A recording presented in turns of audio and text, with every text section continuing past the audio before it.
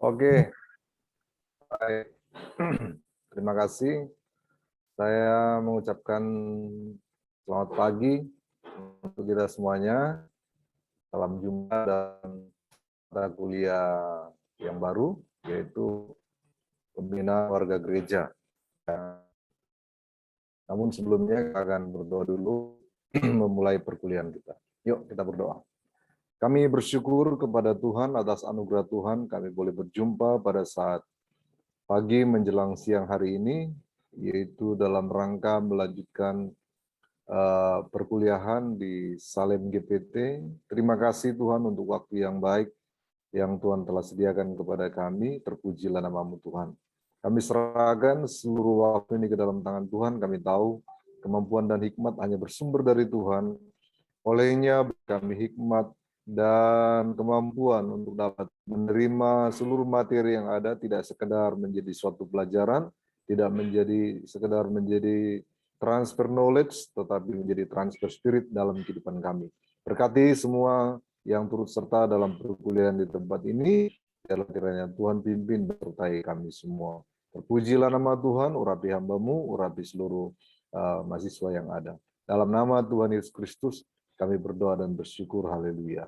Amin. Amin. Oke. Baik.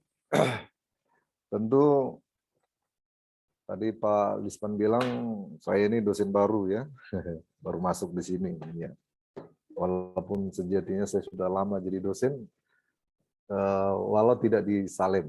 Kalau di Salem baru memang yang pertama kali hari ini. Baik, tak kenal maka tak sayang sudah harus dihapus dari kamus kita ya. Yesus sendiri mengajarkan kita bahkan sampai mengasihi musuh ya. Musuh aja harus dikasihi ya. Apalagi anak-anak Salem ya kan. Oke, tapi untuk sekedar saling kenal, barangkali kita bolehlah ya memperkenalkan diri dulu. Nanti saya belakangan ya, nanti beberapa sih sudah saya kenal ya, hanya cuma satu yang saya kenal ini ya, itu si Angel ya, karena Angel kemarin saya yang wawancara ya, yang lain saya belum begitu kenal. Ada baiknya memperkenalkan diri dulu supaya nanti saya tahu yaitu siapa-siapa kita yang turut serta dalam perkuliahan di tempat ini ya. Dan ingat perkuliahan saya santai saja, tidak usah terlalu tegang. Ketika nanti on the track ada pertanyaan-pertanyaan, monggo dipersilakan ya, sehingga perkuliahan kita bisa berjalan dengan baik. Saya minta yang pertama Pak Bangun D. Sambe, ini silakan dulu Pak, perkenalkan nama, status, di mana posisinya, silakan Pak. Saya nama Bangun D. Sambe Pak. Ya, silakan. Ya.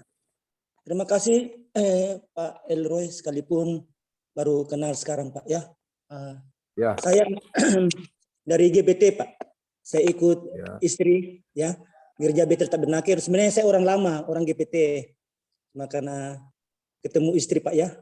Dan saya punya pelayanan di kabupaten Pak, di Malili, kecamatan, desa di sini Pak ya. Dari Sulawesi Selatan. Provinsi Sulawesi Selatan, saya di kabupatennya Pak. Saya di Luwuk Timur. Oh, ya. Luwuk Timur, ya. Saya mulai melayani Tuhan 2018. Saya dipanggil Tuhan di Papua. Kebetulan saya di Papua itu masih aktif kerja Pak. Saya di Rumah Sakit Yowari, Rumah Sakit Umum Daerah di Sentani. Ya. Saya di ruangan radiologi Pak. Iya. Saya nanti saya di Papua baru saya ditangkap Tuhan untuk sepenuh melayani Tuhan, dan saya baru 3 tahun ya, 2018 saya di sini Pak, dampingi istri. Okay. Ya. Mungkin baik, itu Pak. Terima kasih. Ya, baik, terima kasih. Panggilannya ya, Pak Bangun ya, atau? Ya Pak. Panggilannya Pak Bangun. Iya. Oke, baik. Mudah-mudahan dengan adanya Pak Bangun di sini maka bangunlah kita semua Pak. Kan gitu ya. Oke, iya, makasih. Oke, baik. Selanjutnya Kurnia Lewi, monggo silakan. Ya Pak, salam Pak. Saya dari Shalom. eh, Kalimantan Tengah, Pak, dari Kecamatan Tewa, itu Kabupaten Gunung Mas. Saya digembalakan di GPT Kristus Raja Tewa. Gitu, Pak. Oh begitu ya. Jadi status ini gembala pengerja atau Saya di penggembalaan saya dapat tugas pimpin pujian, Pak. pujian? Status masih single ya? Iya. Saya sudah menikah, Pak. Oke. Sudah. Sudah menikah? Sudah, Pak. Oke, Istri baik. lagi Oke. ngandung, Pak. Iya. Ya, panggilnya siapa ini? Kurnia, Nia, Lewi? Kurnia aja, Pak. Kurnia, oke, baik. Terima kasih. Selanjutnya Herawati ya. Boleh memperkenalkan diri? Ya, mohon izin Pak. Ya, Untuk arah, mungkin nanti dia bisa, kalau dia mau silakan bersaksi sedikit.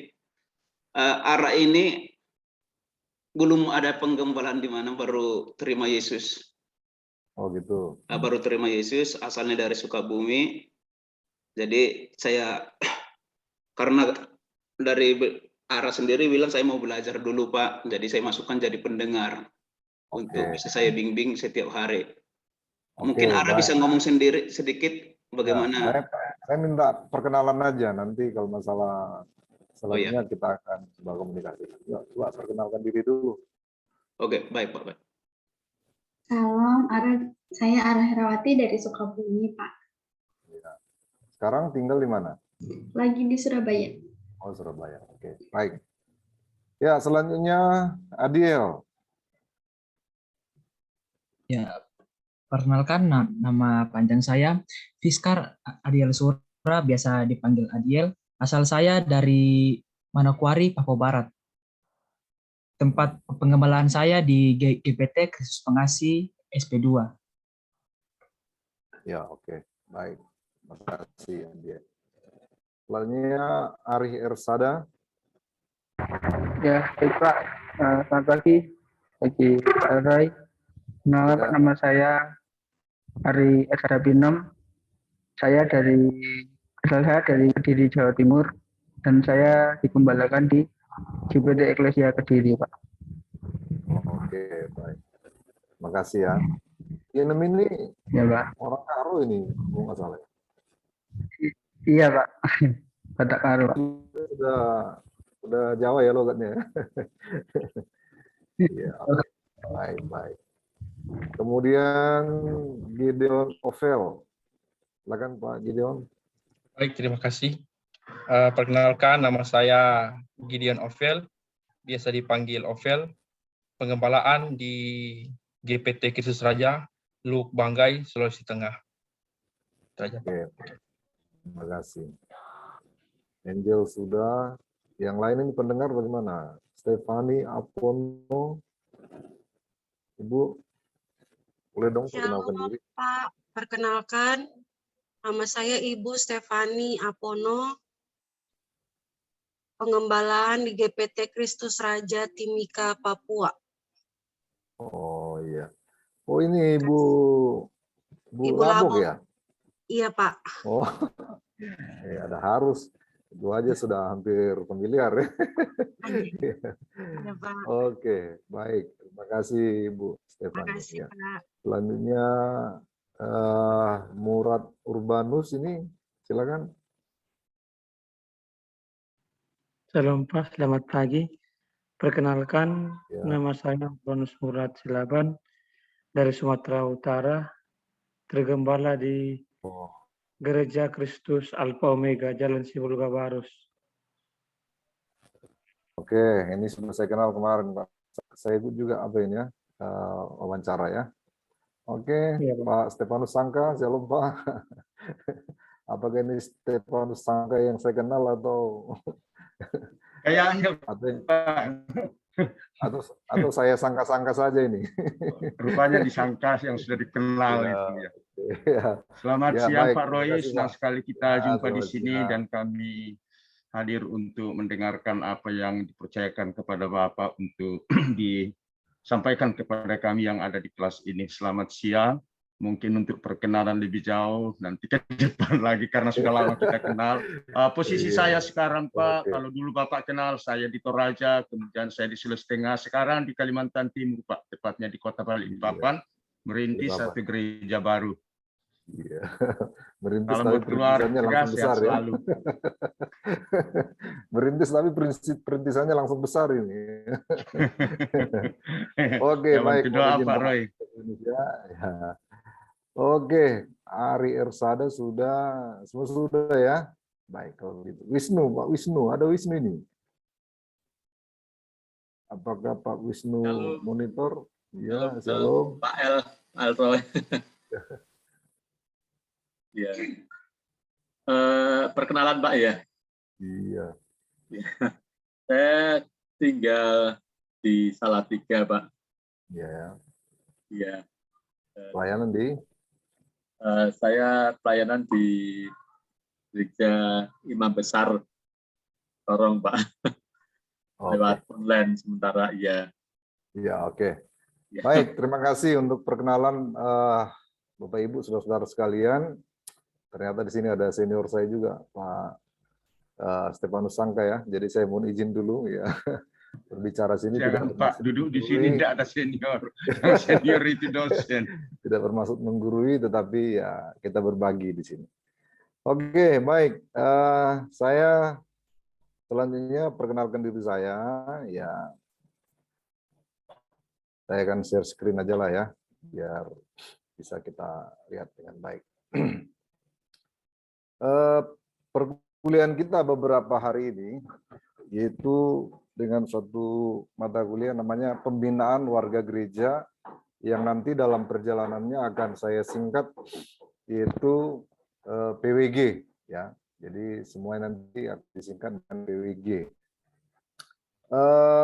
Oh ya, ini saya dengan saya Elroy Manalu, ini istri saya orang Sulawesi Utara ya, dan anak saya 2, Bapak Ibu. Yang pertama ini perempuan, dia sekarang kuliah semester 7 di Universitas Teknologi Malaysia di Johor Bahru, jurusan IT ya, jurusan IT, dan mohon bantu doa nanti tahun ini bulan Juni sudah selesai menyelesaikan perkuliahannya di Johor Bahru di Malaysia ya. Jadi dari Batam Malaysia itu cuma hanya dekat, sekitar 2,5 jam saja naik ferry, dan sudah tiba di Malaysia.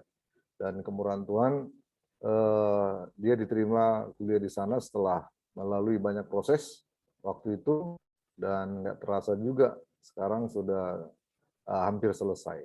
Lalu yang kedua ini namanya Evan, masih kelas 2 SMA, ya, masih kelas 2 SMA. Dan kami melayani di Batam, di GPT Philadelphia Batam, sama dengan Pak Stefanus Sangka, ya, itu GPT Philadelphia juga ya. Iya, iya. Jadi kami melayani di Batam sejak 25 tahun yang lalu, ya, melayani di Batam sejak 25 tahun yang lalu, dari nol, dari tidak ada orang. Hanya saya sendiri, bahkan waktu itu saya masih lajang, belum ada istri, tapi Tuhan utus melayani di Batam. Dan ini adalah gereja di tempat kami beribadah sekarang di sini di Batam. Ini rumah Tuhan yang Tuhan percayakan kami gembalakan, dan jiwa-jiwa. Dan sekarang ini mohon maaf nanti kalau kedengaran suara palu dan lain sebagainya, karena memang sedang perluasan. Gereja ini sudah tidak muat lagi untuk diisi oleh jiwa-jiwa, sehingga hari ini kami sedang melaksanakan perluasan lagi. Jadi ukuran gereja ini sekarang ini 12 kali 27 dan sedang ditambah 3 meter lagi sehingga 12 kali 30, 2 lantai ya. Jadi ini di lantai atas gereja, di bawah itu kantor pastori dan gedung sekolah minggu.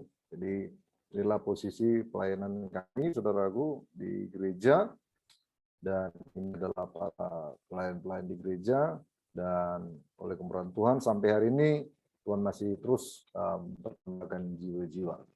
Baik, kita langsung mulai. Tapi saya belum ke diktat, Bapak Ibu. Diktatnya belum saya ulas di sini. Nanti akan kita kita perhatikan diktat itu besok atau di waktu yang akan datang.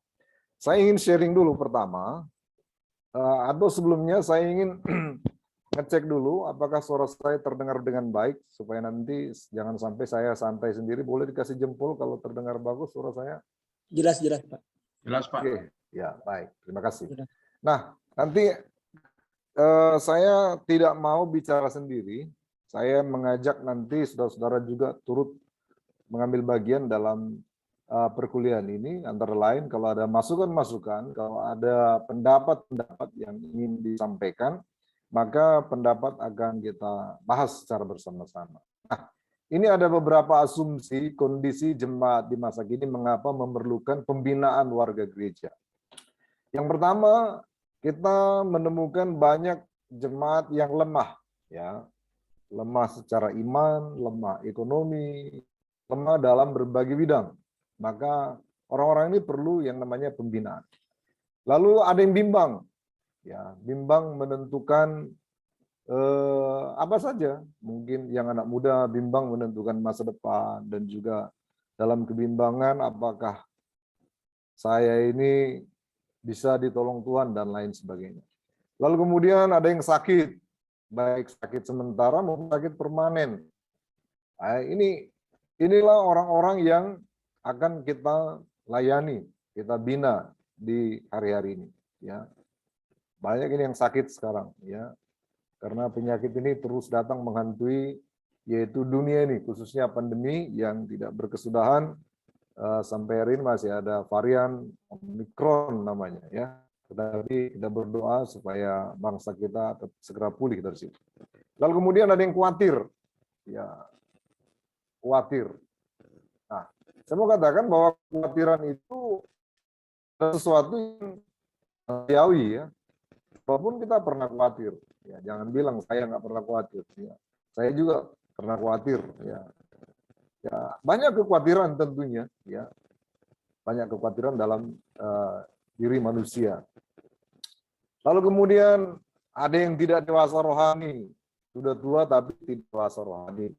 Dan selanjutnya ada yang malas beribadah, ya, uring-uringan beribadah, ya, rajinnya cuma kerja, tetapi dalam beribadah, ya, malas. Kemudian gampang tersandung, ya. Yang bagaimana, ya?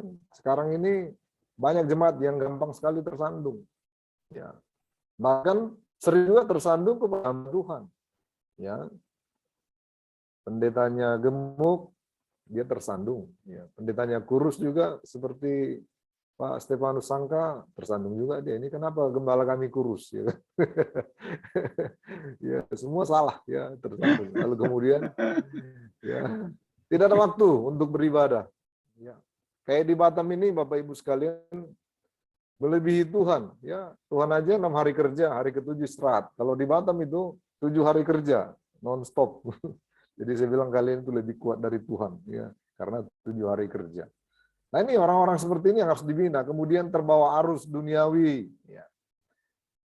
Saudara dikasih Tuhan, ya, terbawa arus duniawi. Karena apa? Karena banyak yang namanya pengaruh-pengaruh dunia. Tren kalau untuk anak muda terbawa arus, kemudian juga di kalangan orang-orang tua juga terbawa arus, ya. Baik itu arus yang sedang terjadi sekarang, ya, kelakuan-kelakuan manusia dan lain sebagainya. Kemudian tidak tergembala, ya. Ini juga menjadi suatu tantangan bagi gereja. Tidak tergembala sehingga dia GJJ, ya, gereja jalan-jalan, kemana-mana dia pergi, ya. Bahkan tidak tertutup kemungkinan ada jemaat GPT juga yang tidak tergembala, ya. Dia ke sana kemari, semua GPT dijalanin, ya. Tidak mau tergembala. Saya bilang sama dia, kamu cari gembala yang sempurna, ya. Sedangkan Pak Sempurna aja nggak sempurna, saya bilang, ya. Dulu kalau nggak salah namanya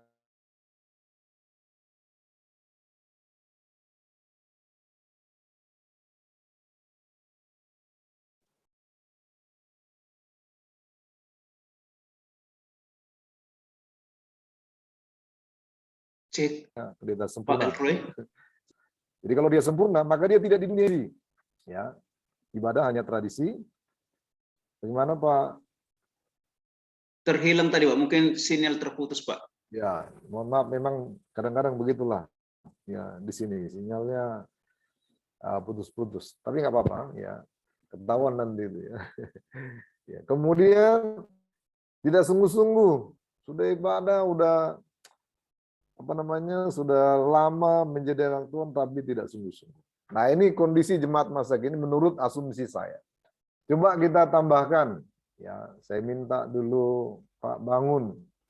Kira-kira kondisi jemaat masa kini selain daripada yang ini, menurut Bapak apa lagi Pak? Yang mana kita harus mengadakan pembinaan? Boleh Pak? Pak Bangun? Menurut Bapak apa? Biar saya tambahkan. Makanya tadi saya bilang saya nggak mau bicara sendiri, saya harus tanya dulu, sekaligus juga untuk mengingatkan saudara di sana. Ya. Mungkin kurang tergembala, Pak.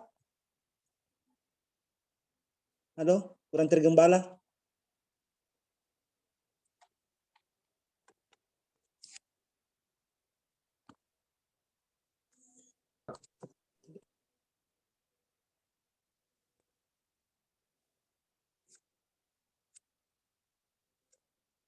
Oh, sudah.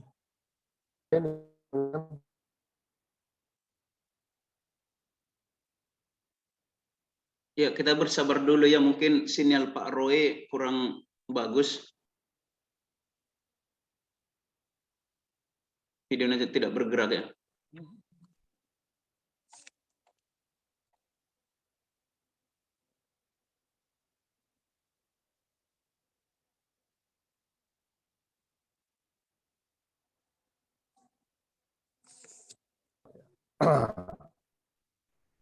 Oke, baik.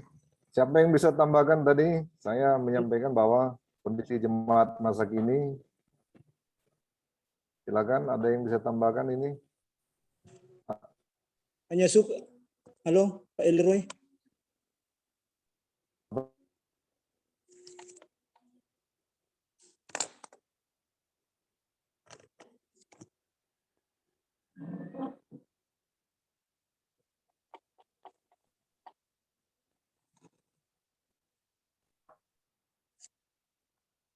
Wah, ini sinyalnya. Oke, bagaimana Pak Bangun? Suka mencari masalah dalam gereja, Pak. Wah, berarti troublemaker ya. Troublemaker. Ya, pembuat masalah ya. Ya. Oke. Coba yang lain bisa tambahkan supaya kita bina mereka ini ya. Ibadah Ya, karena mood, Pak.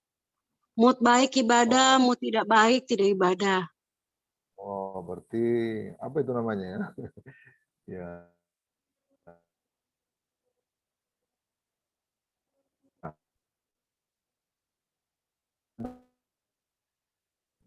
Kalau nggak mood dia nggak ibadah ya kan? Ya. Oke. Ingin selalu diperhatikan, Pak. Kenapa? Ingin diperhatikan, ingin selalu diperhatikan. Oh, ya butuh perhatian ya. Iya. Mungkin saya bisa tambah lagi, Pak, satu. Ya, silakan, nggak apa-apa, langsung ngomong aja. Mungkin Pak, dia mau datang ke gereja kalau ada sembako, Pak.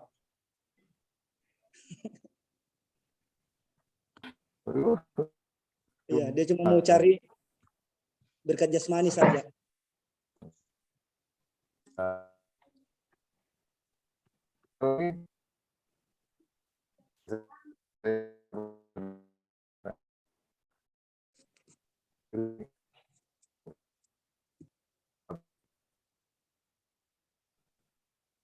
Lagi Bapak segala Ibu nggak ada masalah atau semua aman di sana, lancar, terkendali. Oke, ada lagi yang bisa tambahkan?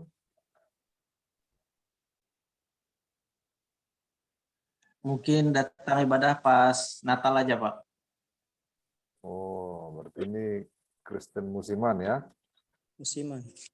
Iya, Pak. Musiman. Hampir sama dengan mood tadi ya, tergantung mood ya, Kristen musiman. Ya.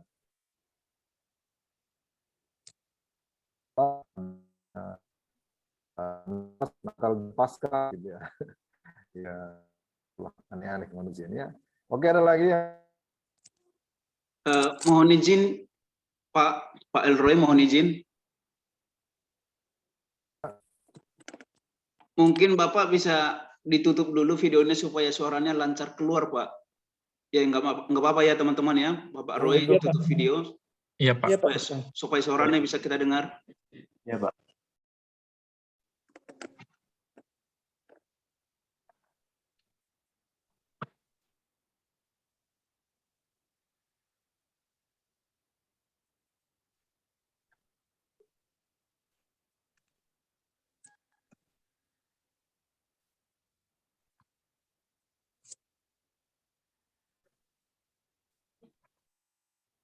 Nah, udah hilang lagi. Ya, masuk lagi.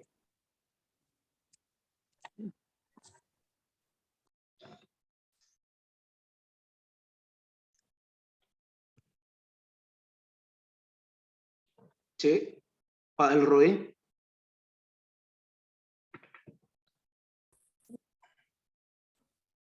Oke, sebentar ya, saya coba ganti provider dulu karena yang ini kayaknya kurang bagus. Atau saya matikan dulu videonya ya. Iya, Pak. Dimatikan aja videonya, Pak, supaya suara Bapak bisa terdengar. Oke, baik. Ya, iya beginilah ya. Sedangkan dilihat saja pun mahasiswa ini kadang-kadang ya begitulah ya, apalagi nggak dilihat ya kan. Oke, tapi nggak apa-apa lah, saya bisa melihat wajah-wajah saudara semua. Oke, Pak, siapa tadi yang saya tanya ya? Pak Wisnu? Iya, Pak. Apa tadi, Pak? Coba ditambahkan. Ya, seringkali itu sekarang kan dengan adanya YouTube itu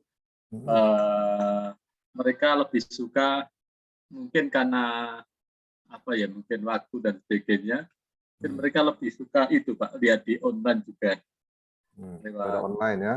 Ya, terus mereka ada juga yang cari ibadah itu di gereja yang mungkin AC-nya lebih banter atau apa itu yang lebih membuat dia nyaman, Pak. Mungkin seperti itu, Pak. Sarana ibadah ya. Oke, baik. Ada lagi Bapak-bapak sekalian? Atau Angel, kamu sebagai orang milenial, kira-kira apa yang menurutmu? Mungkin kurang fokus saat ibadah gitu Pak. Jadi mungkin lagi khotbah tapi ada telepon masuk keluar untuk angkat telepon gitu. Fokus ya. Kalau di gereja kami, Angel, kebaktian kaum muda itu, handphone wajib tinggal di counter di depan, di apa namanya, kita buat khusus ya. Karena apa? Memang benar, mereka nggak fokus beribadah ketika bawa handphone ya. Jadi sebaiknya kita bilang jangan bawa handphone. Boleh bawa, tapi tinggalkan di counter depan, nanti akan dikembalikan setelah selesai ibadah ya. Baik, itu memang orang milenial begitu. Itu pengalaman untuk pengakuan ya, Angel ya. Ya. Bagaimana Pak Gideon? Ada tambahan Pak Gideon supaya kita lanjut? Jiwa pemberontak, Pak.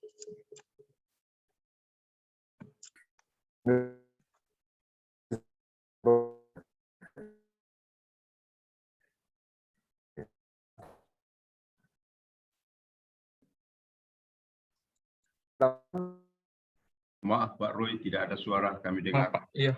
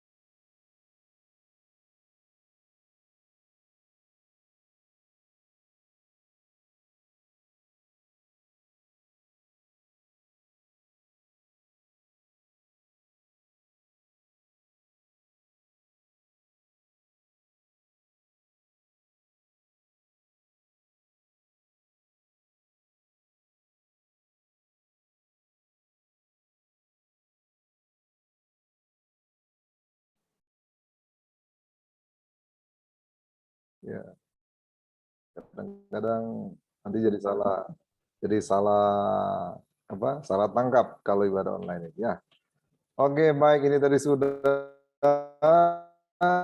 sudah tambahan. Nah, ini Bapak Ibu sekalian, saya langsung aja strike ya karena memang waktu kita terbatas.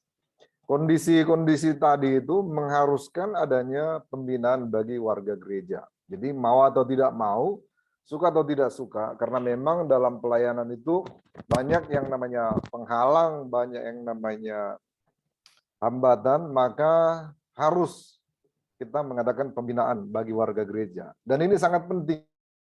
Dan ini memang kehadiran gereja itu, kan gereja itu dari bahasa Yunani eklesia ya, eklesia itu dipanggil keluar. Untuk apa? Untuk memberitakan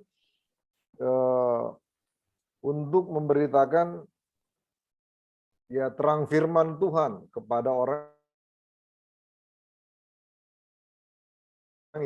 Itulah eksistensi gereja ya, untuk mengadakan pembinaan bagi warga gereja. Ya. Lalu selanjutnya kita melihat ya. Mari kita akan membaca contoh pembinaan yang pernah terjadi dalam Alkitab, yaitu dalam 2 Samuel ya, dalam 2 Samuel. 2 Samuel pasal yang ke-12. Saya harap kita masih antusias, masih semangat. Kalau tadi terjadi sedikit trouble, nah kita akan melihat di sini akan terjadi yang namanya pembinaan. Kepada siapa? Di sini kan judulnya, Bapak Ibu sekalian, judulnya Nathan memperingatkan Daud sehingga Daud menyesal. Nah, target dari pembinaan itu sendiri adalah sampai seseorang yaitu menyesali perbuatannya yang salah. Ya, sekali lagi, target dari pembinaan warga gereja adalah sampai seseorang yaitu menyesali perbuatannya. Ya, sekali lagi, target pembinaan adalah sampai seseorang, di judulnya di sini kan, Nathan memperingatkan Daud sehingga Daud menyesal.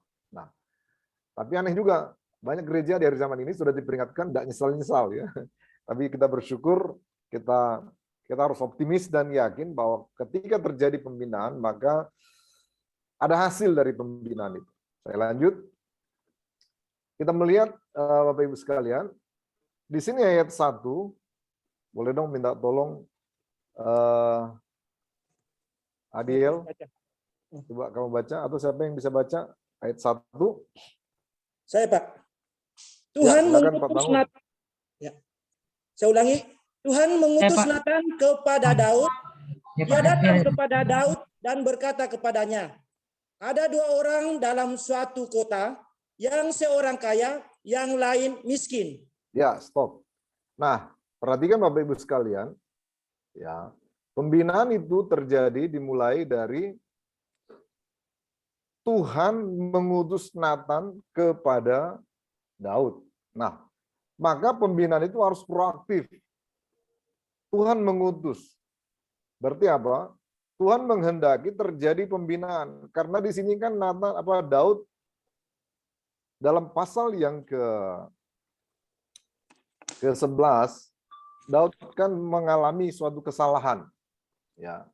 Daud mengalami suatu kesalahan, yaitu Daud dan Bathsheba, yaitu pasal yang ke-11, di mana Daud selingkuh dengan Bathsheba, mengalami kejatuhan dengan Bathsheba. Maka, dan itulah juga yang terjadi, salah satu yang tadi kalau kita lanjutkan lagi ke bawah, akan banyak kita temukan ya kondisi-kondisi jemaat. Ada yang juga seperti Daud ini, mengalami kejatuhan dalam dosa, dalam hal ini dosa seksual antara Daud dengan Bathsheba. Maka dikatakan Tuhan mengutus Nathan kepada Daud. Nah, pembinaan itu harus aktif. Kita yang proaktif. Jangan menunggu bola kalau istilah sekarang itu. Jangan kita tunggu-tunggu orang datang untuk kita bina. Maka kita, jadi jelas kita diutus oleh Tuhan. Bapak Ibu sekalian, kita ini diutus oleh Tuhan. Tidak boleh kita pasif. Kita yang harus pergi. Nah, kesalahan gereja, mohon maaf, khususnya gereja kita hanya nunggu di mesbah. Ya. tidak proaktif dalam mengadakan pembinaan. Makanya justru Alkitab katakan kepada anggota tubuh yang lemah, maka kita memberikan perhatian khusus. Ya, memberikan perhatian khusus. Tugas seorang pelayan Tuhan atau sebagai seorang gembala harus proaktif dalam melaksanakan pembinaan. Jangan menunggu bola. Ya. Kebanyakan kalau kita hanya tunggu bola ya jiwa-jiwa tidak bertambah. Ya. Kita yang harus proaktif dalam rangka melaksanakan pembinaan bagi warga gereja. Ya. Lalu kemudian hamba Tuhan tidak boleh berpangku tangan. Ya, tidak boleh berpangku tangan. Ya, apalagi hamba Tuhan masa kini kan kerjanya kalau di Batam itu ya hari demi hari ngopi. Ya, kita ngopi di mana hari ini? Oh, ngumpul, ngopi sana, ngopi sini. Bukan nggak boleh, ya. Jangan juga kita frame hamba Tuhan itu udah nggak boleh lagi ngopi, nggak boleh lagi ke Starbucks, nggak boleh lagi ke apa namanya itu ya, ke banyak ya yang keren-keren sekarang ya. Ya. Nggak boleh lagi ke Dunkin Donut, nggak boleh lagi ke Jeko gitu ya, ke Kentucky Fried Chicken, McDonald, Pizza Hut gitu. Boleh, silakan aja. Tapi jangan melupakan yang namanya tugas kita sebagai hamba Tuhan dalam rangka pembinaan warga jemaat. Jelas di sini Tuhan mengutus. Ya. Artinya apa? Tuhan memberi SK kepada Nathan, yaitu untuk mengadakan pembinaan. Nah, demikian kita, Bapak Ibu sekalian yang sudah jadi hamba Tuhan, bahkan yang calon hamba Tuhan dalam di Salim ini, maka kita harus yang proaktif. Ya, jangan pernah Anda ini berpangku tangan menunggu jiwa datang. Ya, harusnya kita yang proaktif. Ya, lalu kita lanjut ayat yang kedua. Siapa yang lain? Ya, ayat yang kedua sampai 4. Si kaya mempunyai sangat banyak kambing domba dan lembu sapi. Si miskin tidak mempunyai apa-apa selain dari seekor anak domba betina yang kecil yang dibeli dan dipeliharanya.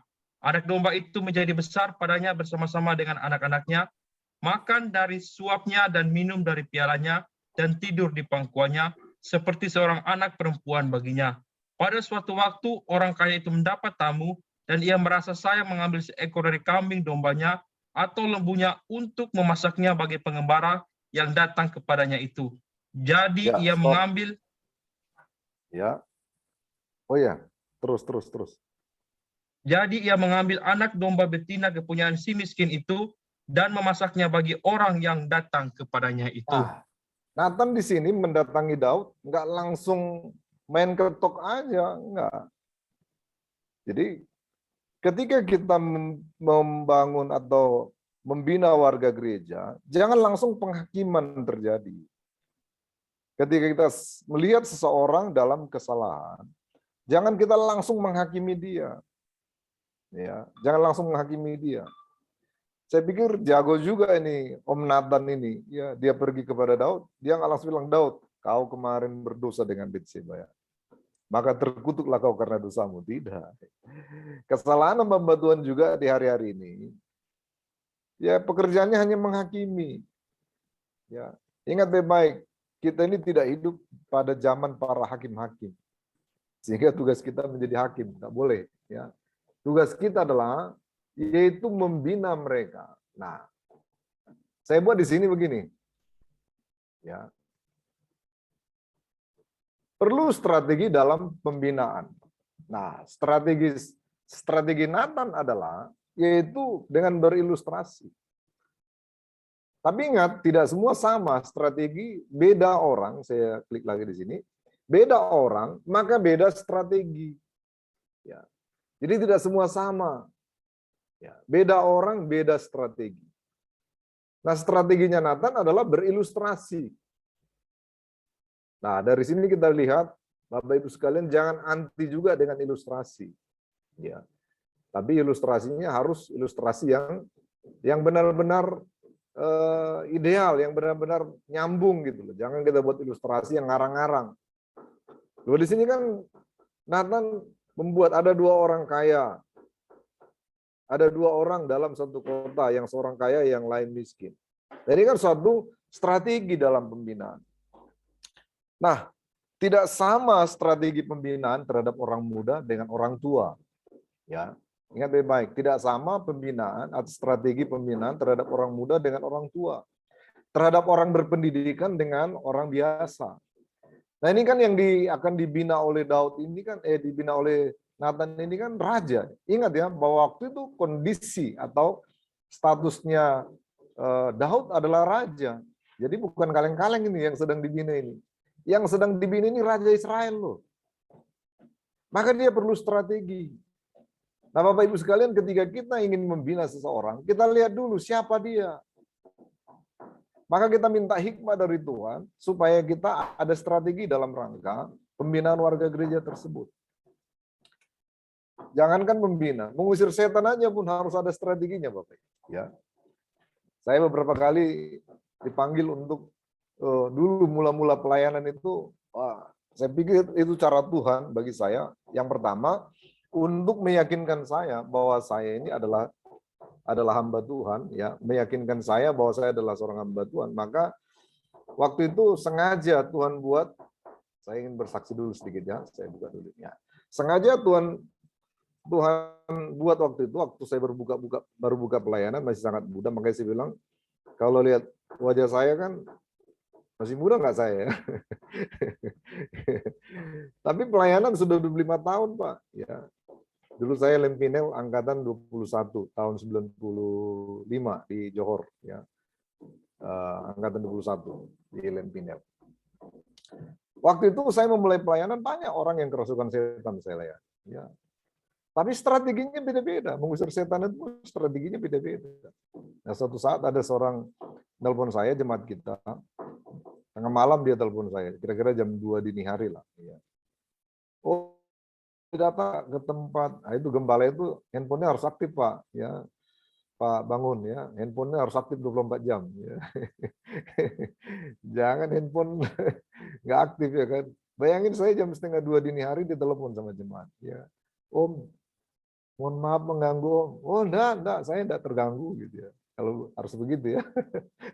Jangan ngapain kamu nelpon saya, kamu lihat jam, harus punya etika dong.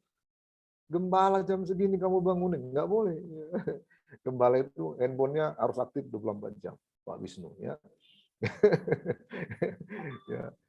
Kenapa saya bilang, ini Om, teman satu kos saya ini ada yang kerasukan. Loh, muncul kemanusiaan saya. Saya bilang, kenapa? Ya panggil gembalanya tuh, kok panggil saya bilang kan. Itu dia Om, masalahnya gembalanya udah 3 hari dalam 1 hari ini, tapi setannya nggak pergi-pergi katanya kan. Udah 3 kali dia dalam sehari ini gembalanya datang, tapi setannya nggak pergi-pergi. Wah saya pikir kurang ajar ini setan, bandel sekali gitu ya. Akhirnya saya pergi jam 1:30 malam tuh, saya ajak teman saya, anak muda 1 orang ya. Bilang ayo dulu, ada yang kerasukan ini ya. Pergilah kami ke sana. Ada 3 laki-laki megang seorang perempuan. Ini yang kerasukan perempuan, anak gadis. Ya. Sekali meronta dia 3 laki-laki itu tercampak. Itu, gimana ini saya pikir kan, gawat ini. Lalu saya minta hikmat dari Tuhan, apa yang harus saya lakukan Tuhan? Strategi apa yang harus saya buat? Ya. Lalu Tuhan kasih hikmat kepada saya, kalau orang karismatik bilang, Tuhan berbicara kepada saya. Padahal udah 25 tahun saya melayani, belum pernah Tuhan berbicara sama saya. Itu maksudnya kira-kira Roh Kudus ya memberi hikmat lah gitu mungkin ya. Lalu Tuhan ingatkan saya kepada ya Daud ini, ya kepada Daud.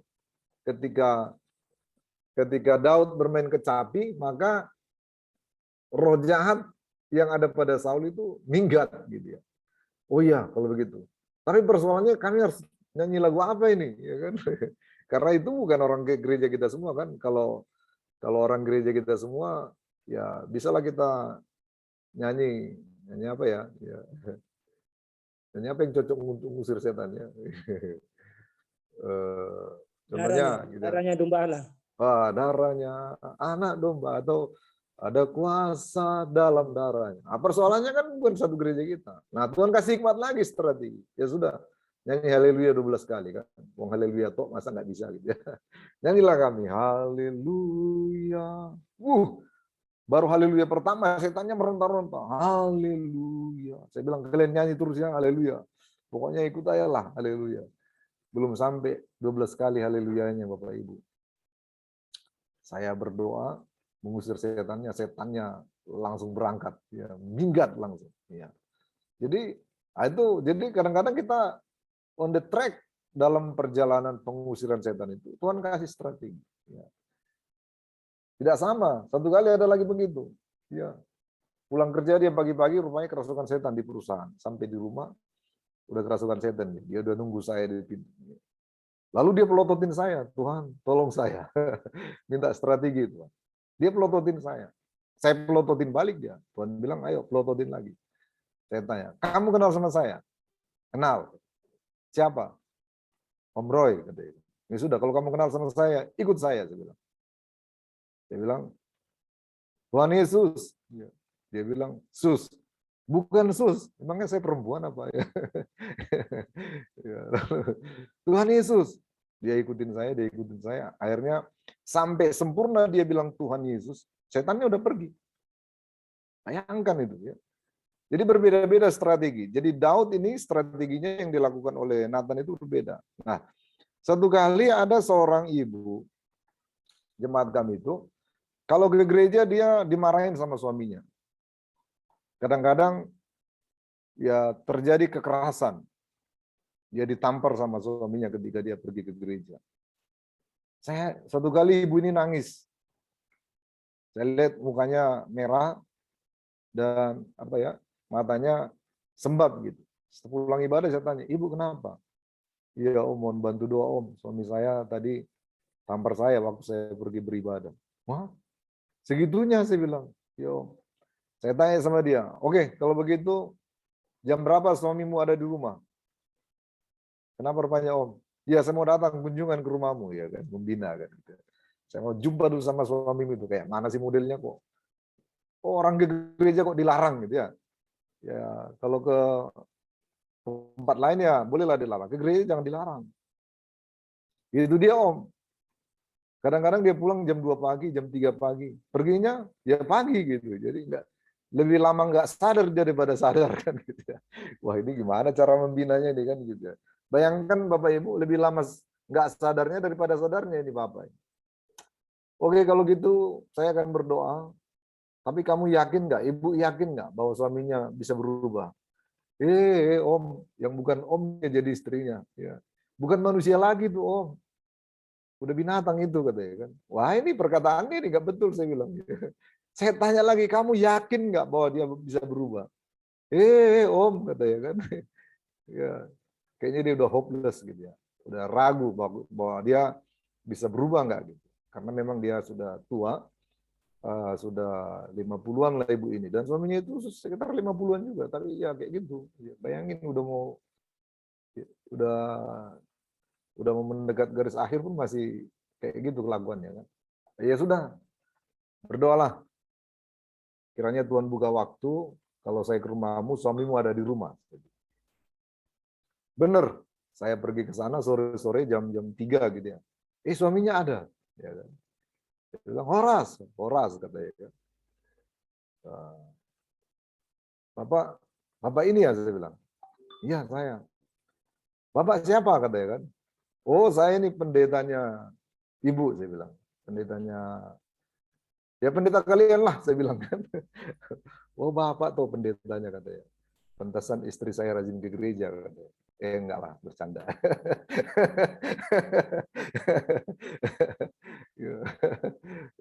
Serius sekali si Angel ini ya. Ya. Jadi ya, oh ya, mana ibu saya bilang, ada itu di belakang, datanglah ibu. Nah, di situ lagi saya minta, Tuhan beri saya strategi. Bagaimana cara memulai berbicara dengan Bapak. Nah, Nathan tadi kan cara mulai bicaranya ya buat ilustrasi. Ini apalagi nih, ya. Saya ngomong sama dia, saya coba dari mana bicaranya, masuknya ini dari mana gitu ya, untuk membina Bapak ini. Ketemu caranya, orang Batak itu selalu ada caranya, banyak taktik kan. Rupanya marga dia dengan marga saya itu ada kayak berpadan gitu kalau orang Bataknya, ada perjanjian dulu-dulu gitu ya. Wah, kalau gitu aku panggil Bapak ini, ya Bapak tua lah, Saya bilang, wah jangan Bapak tua lah, ketinggian. Bapak udah aja lah katanya. Oke Bapak udah, wah masuk kan, dapat strategi. Lalu saya bilang, Pak, begini loh, kita ini sudah tua. Saya bilang. Lalu warisan apa yang kita beri kepada anak-anak kita? Kalau harta kita beri, 1 triliun pun kita kasih, harta akan habis.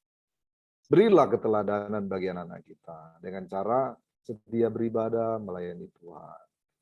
Ya, karena nggak ada harta yang bisa, karena kebetulan memang ya mereka itu ya orang yang berada dalam kemiskinan maksud saya. Ya.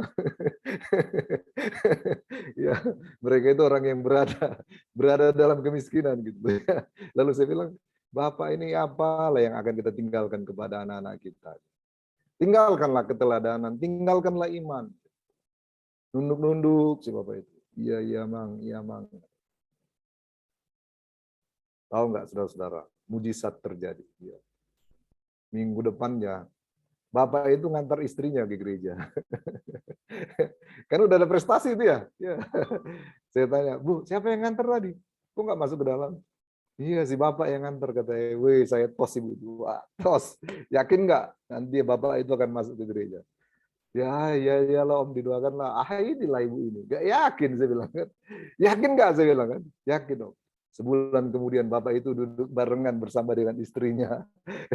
Datang di gereja, saudara dikasih Tuhan. Kenapa? Karena pembinaan. Ya, sekali lagi, tapi kita minta strategi. Saya mau katakan kita semua yang mengikuti perkuliahan ini, kita ini bertugas untuk membina. Contoh, jangan bilang, si Hera bilang gini, saya kan masih baru kenal Tuhan, saya aja sedang dibina. Enggak apa-apa. Terkadang diam saja kita, itu merupakan pembinaan kepada orang lain. Karena apa? Dari perilaku kita bisa membina orang lain. Dari karakter kita bisa membina orang lain. Tidak perlu berbicara. Karena begini Bapak Ibu, sekarang saya mau kasih pilihan. Mana lebih bagus, bersaksi atau menjadi saksi? Mana lebih bagus, bersaksi atau menjadi saksi? Menjadi saksi, Pak. Iya. Bersaksi itu kan secara verbal yang ngomong, segala macam kita omongin. Tapi kadang-kadang tanpa ngomong pun, tapi kita bisa menjadi saksi, orang bisa melihat. Maka sinar kemuliaan atau Shekinah glory itu bisa orang lihat dari diri kita. Lewat apa? Lewat kita bersaksi. Nah makanya sekali lagi, mintalah hikmat dari Tuhan. Strategi apa yang harus kita buat dalam bersaksi. Sekali lagi, nah di sini tadi yang saya sampaikan ini, dia minta hikmat atau Nathan itu memiliki strategi dalam bersaksi. Karena beda orang, maka beda strategi dalam pembinaan. Ya, jadi jangan samakan membina warga saya tergantung daerah juga. Ya, tadi saya bilang kan karena di daerah orang Tapanuli itu ada-ada aja ya kita seret. Entah marga apapun dia, nanti bisa kita bikin dia. Ya, mungkin Bapak tulang saya, kenapa? Itu loh, adiknya istri adik saya itu marganya Bapak gitu, masih bisa nyambung gitu ya. Ya, paling nggak nanti nggak ada lagi. Tetangga saya itu marga Marbun gitu ya. Ya, karena nggak ada lagi caranya kan strateginya. Tetangga saya marga Marbun, baik gitu ya. Jadi ada saja. Maka kita minta strategi. Lalu kemudian ilustrasi itu membuka pengertian Daud. Nah di sini dia. Ya, Nathan kan memberikan ilustrasi. Dan ilustrasi itu membuka pengertian Daud. Maka dia geram. Di sini ayat yang kelima. Coba ayat yang kelima. Ada yang bisa baca? Ayat 5. Yang kelima, lalu Daud menjadi sangat marah karena orang itu, dan ia berkata kepada Nathan, demi Tuhan yang hidup, orang yang melakukan itu harus dihukum mati. Wah. Jadi dia ilustrasi yang disampaikan oleh Nathan itu membuka pengertian atau wawasan dari Daud.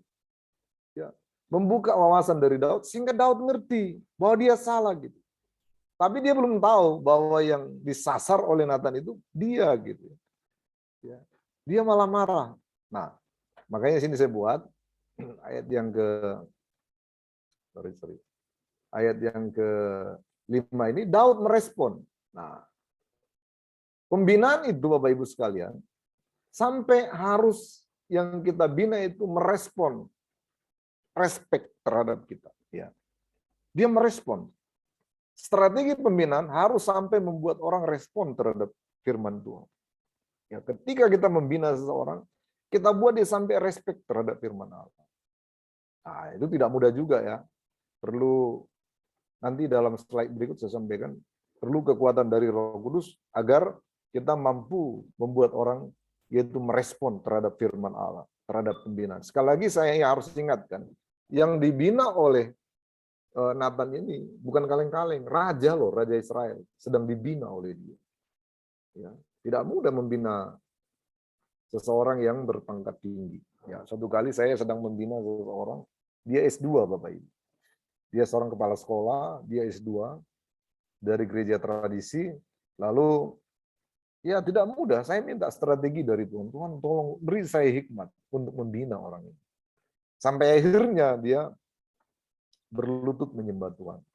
Ya, sampai dia lepaskan semua atributnya, lalu dia bertobat, dibaptis, dan sekarang sudah menjadi pelayan, menjadi penatua di gereja kita. Karena apa? Karena ya pembinaan harus sampai membuat orang respon terhadap firman Allah. Dan sekali lagi, itu tidak mudah memang. Ya, kita perlu banyak belajar, banyak berdoa, sehingga pembinaan itu dapat terlaksana dengan baik. Lalu tentu, ini yang saya katakan tadi, karya Roh Kudus yang menjamah hati manusia, bukan kita. Ingat sekali lagi, jangan sampai kita merasa berbangga diri ketika kita mampu membina seseorang, dan akhirnya kita merasa diri hebat. Ingat, hanya karya Roh Kudus yang membuat menjamah hati seseorang. Beberapa waktu yang lalu, bulan yang lalu atau 2 bulan yang lalu, di kantor saya ini, ada seorang anggota DPRD di Kota Batam mengalami kasus, lalu saya panggil, ya, minta didoakan, lalu saya doakan. Ini saksi hidup ini di kantor saya, ini kantor saya. Ya. Ya. Saya ngajar ini di dalam kantor. Di sini dia bertekuk lutut, ya, minta ampun, ya. Minta ampun sama Tuhan. Ya, nggak mudah juga. Bayangkan dia seorang anggota DPRD, siapa yang bisa menasihati dia, ya kan? Tapi oleh kemurahan Tuhan, ya saya nasihati, ya, sehingga dia akhirnya bersama dengan istrinya mohon ampun kepada Tuhan, dan kita doakan, dan sekarang dia sudah survive, sudah bangkit kembali. Ya. Lalu ayat yang berikut, yaitu ayat yang ke-7. Ya, silakan. Ayat 7. Kemudian berkatalah Nathan kepada Daud, engkaulah orang itu. Beginilah Ya, firman Tuhan. Oke, stop. Di sini Ayat langsung 7, datang kemudian firman itu menemplak. berkatalah, Oke, stop. Cukup. Dan di sini Nathan berkata, kaulah orang itu. Tadi dia tidak pikir bahwa yang bersalah itu dia. Sampai dia kan merespon tadi kan, lalu marahlah dia dan lain segala macam. Orang itu harus dihukum mati dan harus mengembalikan sekian kali lipat gitu ya. Nah, disinilah strateginya Nathan. Ada saat-saat tertentu kita baru menemplak. Ya, kita orang pengajaran ini kadang-kadang langsung penghakiman kan. Ya, orang sakit mata, itu berarti mata. Arti rohani dari mata adalah pandangan hidup. Berarti ada yang salah pandangan hidup. Loh, kemarin dia sakit mata karena kelilipan kok, bersihkan gereja, ya. Ya, tahu-tahu dia kelilipan matanya masuk debu. Langsung kita hakimi, ya, kau pandangan hidup. Kalau tangannya luka, wah, tangan berarti perbuatan. Ya. Perbuatanmu itu salah. Ya. Jangan begitu Bapak Ibu sekalian. Nggak boleh. Nanti ada saatnya, jangan langsung kita tembak dia, jangan dulu langsung. Strategi harus dijalankan. Ya. Dan akhirnya Nathan berkata, kaulah orang itu. Ya. Jadi tidak mudah bagi Nathan menegur raja, diperlukan keberanian lewat Roh Kudus untuk menegur kesalahan. Jadi memang ada, makanya dalam penyampaian firman Tuhan juga, ya, perlu strategi dalam penyampaian firman Tuhan. Ya. Jadi ada saat-saat tertentu di mana kita ada penekanan, menekankan inti dari firman itu. Ada saat-saat tertentu di mana kita meyakinkan seseorang, ya, dengan firman Tuhan. Sekali lagi jangan terus langsung kepada penghakiman terus, ya. Ada saatnya, ya. Ada orang, ada anak-anak kalau terus kita marahin dia, maka jadi kebal, ya. Tapi kalau ya sesekali kita marah ke dia atau penekanannya kepada dia, maka itu membuat dia berubah, ya. Begitu. Jadi Nathan di sini yaitu memberikan penekanan dan firman menemplak. Dan disitulah indahnya. Ingat baik-baik, Bapak Ibu, ini perlu menjadi catatan. Kalau kita dalam urapan Roh Kudus menyampaikan firman, ya, maka sekeras apapun, ini menjadi catatan. Saya ulangi sekali lagi. Kalau kita dalam urapan Roh Kudus menyampaikan firman, maka sekeras apapun firman itu, yang bersangkutan tidak akan pernah tersinggung. Malah sebaliknya dia akan bertobat. Ini harus menjadi catatan. Ada banyak orang ketika menyampaikan firman Tuhan, ya, dia menyampaikan firman itu menemplak, tetapi dia tidak dengan urapan Roh Kudus, tapi dia dengan emosi, maka firman itu nggak akan bekerja. Bahkan bisa jadi dia malah tersinggung dengan firman itu. Lalu bagaimana caranya? Ya minta Roh Kudus.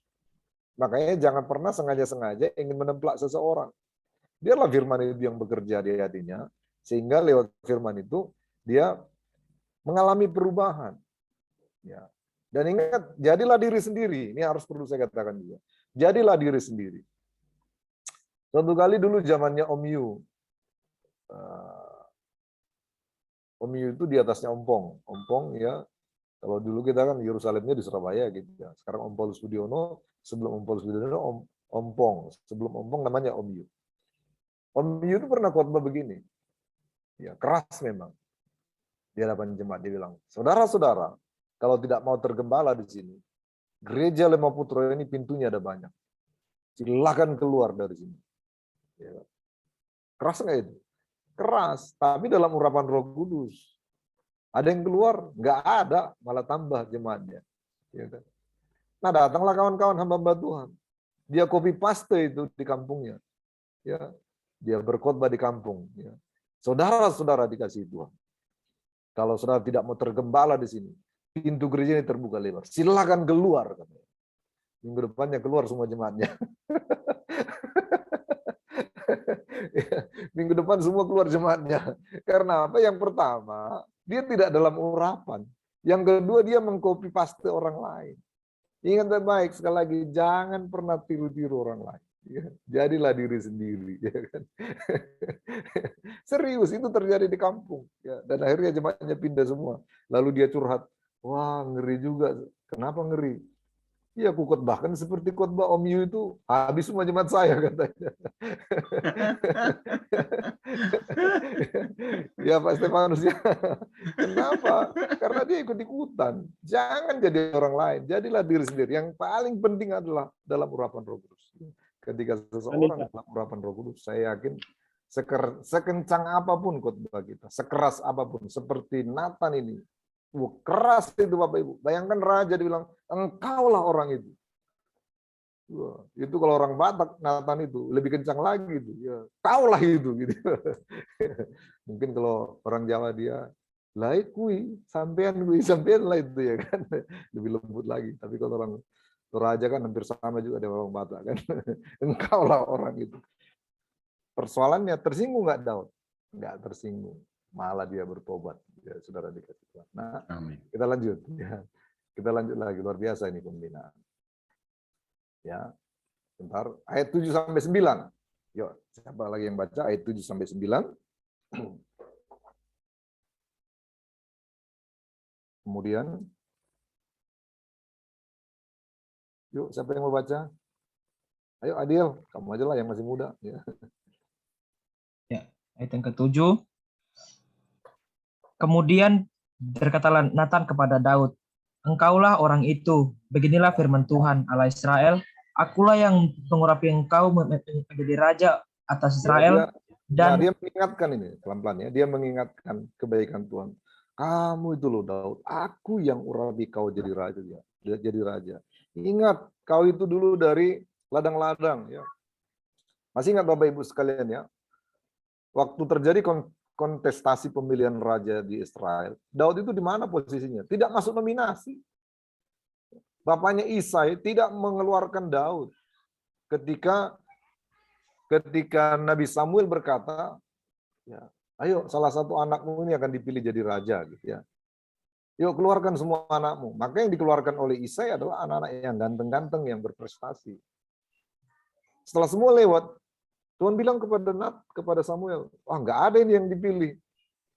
Masih ada nggak anakmu satu? Masih ada nggak anakmu? Oh masih ada, tapi di ladang. Nah Tuhan ingatkan kebaikan Tuhan itu kepada Daud, bahwa dulu dia bukan siapa-siapa.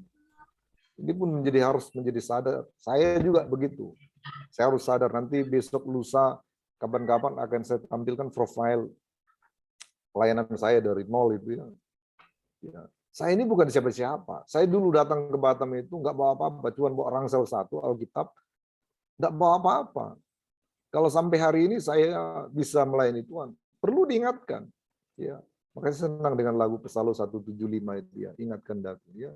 Ingatkanku akan kasih-Mu. Jadi diingatkan, kamu itu kan dulu aku yang urapi kamu. Kamu itu enggak masuk nominasi, kata Nathan kepada Daud. Terus?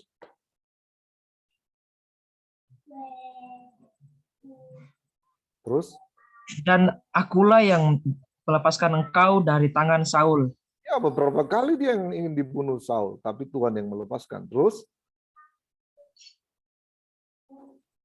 Telah kuberikan isi rumah Tuanmu kepadamu, dan istri-istri Tuanmu ke dalam pangkuanmu. Aku telah memberikan kepada kaum Israel dan Yehuda, dan seandainya itu belum cukup, tentu kutambahkan lagi ini dan itu kepadamu. Nah, Nathan bilang, mengapa Tuhan sudah kasih samamu Israel, pertama-tama Yehuda, ya kan? Dulu kan dia hanya di Yehuda jadi raja. Ya. Sampai Israel Tuhan berikan sepenuhnya. Kalau masih kurang lagi, nanti akan kukasih lagi. Karena Tuhan itu tidak sulit bagi dia untuk memberkati seseorang. Ya. Tuhan ingatkan terus ayat 9. Mengapa engkau menghina Tuhan dengan melakukan apa yang jahat di matanya? Uria, orang Het itu kau biarkan ditewaskan dengan pedang. Istrinya kau ambil menjadi istrimu, dan dia sendiri telah kau biarkan dibunuh oleh pedang Bani Amon. Ya, oke, stop. Nah, jadi sudah banyak kebaikan Tuhan yang sudah Tuhan nyatakan. Biasanya seseorang tidak sadar akan kebaikan Tuhan. Ya, kadang-kadang kita nggak sadar akan kebaikan Tuhan. Makanya Nathan itu menyadarkan Daud, kamu itu enggak siapa-siapa loh dulu. Kok kamu berbuat begini?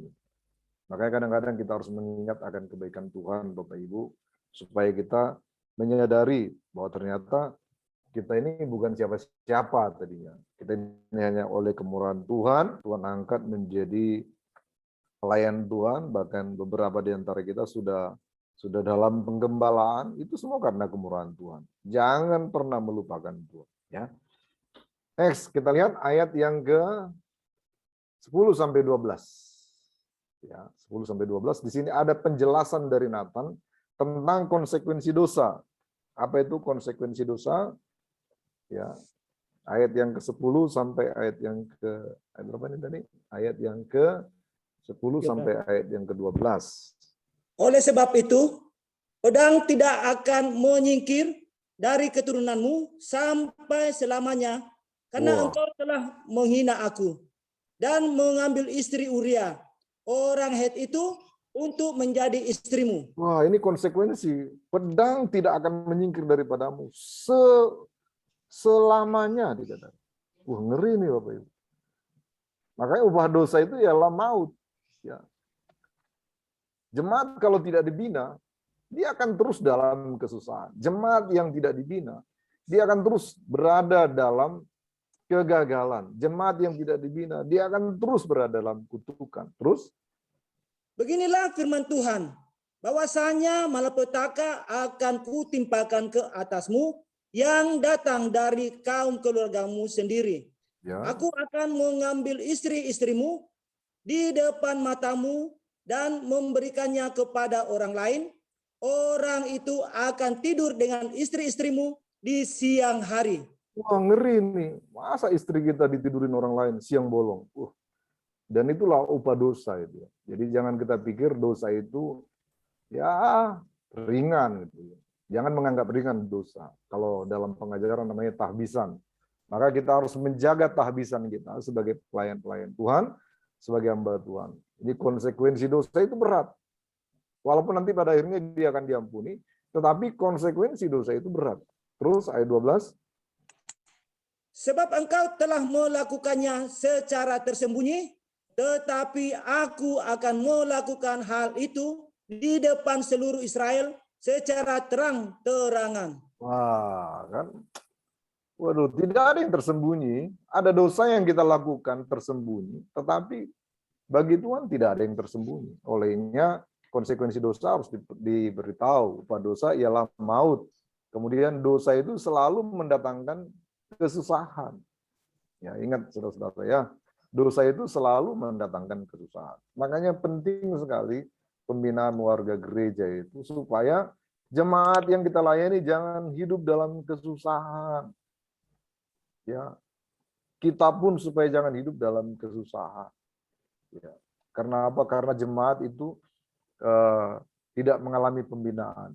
Jadi sangat-sangat penting pembinaan warga gereja dilaksanakan. Nah, sekarang kita lihat, kita akan masuk pada puncaknya, setelah itu nanti kita akan diskusi. Nah, target pembinaan, ayat 13. Lalu berkatalah Daud kepada Nathan, aku sudah berdosa kepada Tuhan. Dan Nathan berkata kepada Daud, Tuhan telah menjauhkan dosamu itu. Engkau tidak akan mati. Puji Tuhan, puji Tuhan. Jadi inilah Bapak Ibu, target pembinaan. Ya, seseorang yang kita bina berhasil ketika dia mengakui dosanya, sadar dan bertobat. Pembinaan yang dikatakan pembinaan yang berhasil adalah ketika yang kita bina itu sadar dan bertobat. Maka kalau belum bertobat juga, ya bina terus.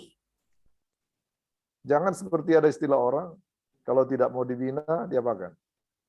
Binasakan. Jangan Bapak Ibu. Target pembinaan kita sampai seseorang mengakui dosanya, sadar dan bertobat. Ya, harus terus dibina. Belum berhasil hari ini, lanjutkan lagi besok. Belum berhasil hari ini, lanjutkan lagi besok. Pembinaan itu harus terus dikerjakan. Targetnya sampai di mana? Sampai seseorang sadar dan bertobat. Dan kembali kepada Yesus. Itulah target pembinaan. Ya. Jadi kalau belum sampai dia akui dosanya, dia belum sadar dan bertobat, ayo kerjakan lagi pembinaan itu. Jangan pernah letih, jangan pernah lesu mengadakan pembinaan. Ya, seandainya Tuhan Yesus tidak mau membina Petrus, ya, dia sudah menyangkal Yesus, ya Petrus akan gagal. Miliki, makanya nanti kita punya lagu wajib. Lagu wajib dari pembinaan warga gereja itu adalah ini tugas kami judulnya ya. Coba nanti menjadi lagu wajib kita ini ya. Nanti pertemuan-pertemuan berikut kita akan nyanyi lagu. Berikan pada kami hati yang mengasihi, jiwa-jiwa yang belum mengenal kasih Bapa. Berapa orang yang tahu lagu ini? Coba angkat tangan. Tahu nggak? Kalau nggak tahu nanti kita akan pelajari. Saya akan kirim nanti MP3-nya kepada kalian semuanya supaya kita pelajari minggu depan menjadi lagu wajib kita. Referennya begini. Tuhan, ini tugas kami. Beri keberanian bagi kami. Taruhlah roh yang rela melayani dan menyenangkan hati Tuhan, itu yang kuingini. Berikan pada kami hati yang mengasihi, jiwa-jiwa yang belum mengenal kasih Bapa. mereka yang dalam gelap, mereka yang tersesat, hati kami hibah seperti hatimu Yesus. Tuhan, ini tugas kami, beri keberanian bagi kami, taruhlah roh yang rela melayani dan menyenangkan hati Tuhan yang ku ingini. Oke, nanti minggu depan itu menjadi lagu wajib kita ya. Nanti saya minta Pak Liston, saya kirim ke Pak Liston untuk di forward kepada saudara sekalian untuk dipelajari sehingga minggu depan ketika memulai perkuliahan kita nyanyi itu. Target pembinaan warga gereja adalah sampai seseorang mengakui ya dosa dan kekurangannya dan bertobat. Kemudian sehingga dosanya diampuni. Dikatakan tadi kan banyak konsekuensinya, bla bla bla, kamu akan dihukum, kamu akan malapetaka, istrimu akan begini, dan sampai selama-lamanya keturunanmu sampai semuanya akan disingkirkan dari Tuhan. Ya. Tapi semuanya itu akhirnya diampuni oleh Tuhan dan dia mengalami keselamatan. Dan dikatakan, aku sudah berdosa kepada Tuhan. Titik. Ya, mengakui dosa itu adalah jalan tersingkat untuk mencapai keselamatan. Aku sudah berdosa. Titik. Dan Nathan berkata kepada Daud, Tuhan telah menjauhkan dosamu, engkau tidak akan mati. Maka konsekuensi dosa tadi yang begitu berat dan banyak itu akhirnya terselesaikan. Karena apa? Karena dia sudah bertobat dan menyadari kekurangannya. Nah, jadi jelas, mengapa ini saya sampaikan dulu? Saya tidak ke diktat dulu, tidak ke materi dulu. Supaya wawasan kita terbuka dulu, saudara-saudara sekalian. Ya, supaya wawasan kita terbuka dulu, betapa pentingnya pembinaan bagi warga gereja itu. Ya. Supaya kita tahu rohnya, DNA mata kuliah ini apa sih, gitu ya. Nah, saya yakin ketika ini sudah saya sampaikan, maka Bapak Ibu sudah ngerti yaitu DNA atau roh dari perkuliahan ini apa. Tidak lain tidak bukan adalah untuk menjangkau orang yang jatuh dalam dosa. Yesus berkata bukan orang sehat yang memerlukan dokter, tabib, tapi orang sakit lah. Aku pun datang bukan mencari orang benar, tapi mencari orang berdosa.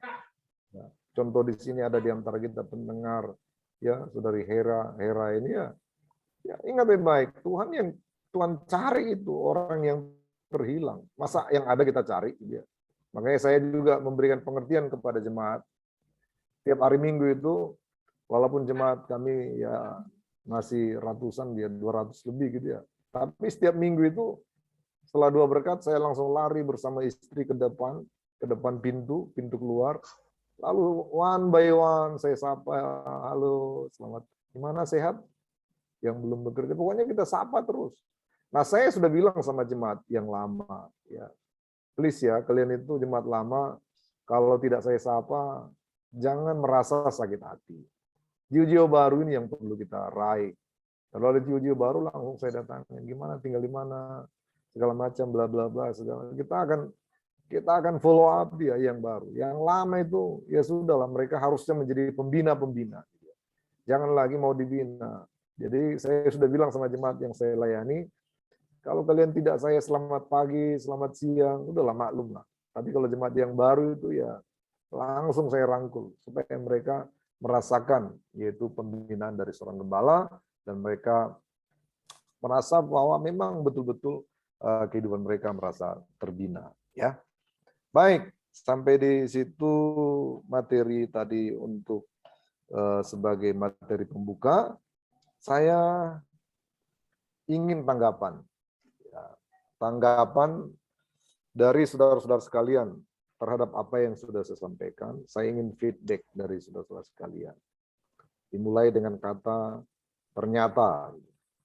Ternyata apa? Ya, terserah saudara. Ya, pentingnya pembinaan bagi warga gereja. Ya. Saya mulai dulu dari saudara Pak Gideon Ovel. Ya. Bagaimana Pak tanggapan Bapak setelah mendengar apa yang saya sharingkan tadi? Silakan Pak.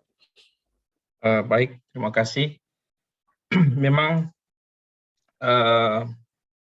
khususnya bagi kami ya, calon-calon hamba Tuhan, apa yang mungkin Bapak bisa dikatakan bisa sharing, ya mungkin itu selama pengalaman pelayanan Bapak ya dikatakan tadi, mulai dari nol sampai saat ini, ya.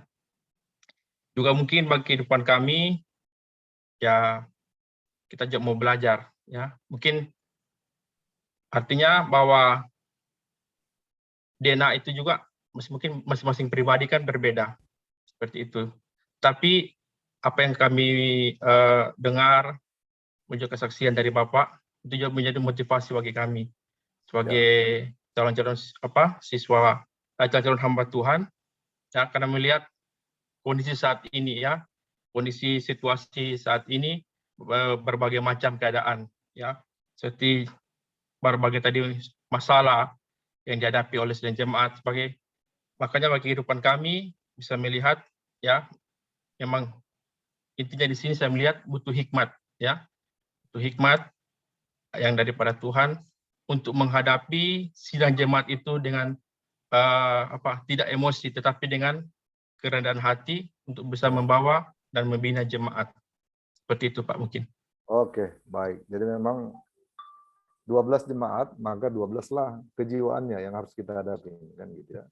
Jadi 50 ya 50 karakternya. Maka memang kita perlu hikmat untuk yaitu memberikan pendampingan atau pembinaan kepada warga jemaat yang kita layani. By the way, sebelum saya lanjut pertanyaan saya, yang mahasiswa resmi dari Salim ini siapa aja sih? Pak Gideon, Adiel Sura ya. Coba angkat tangan. Berapa ya?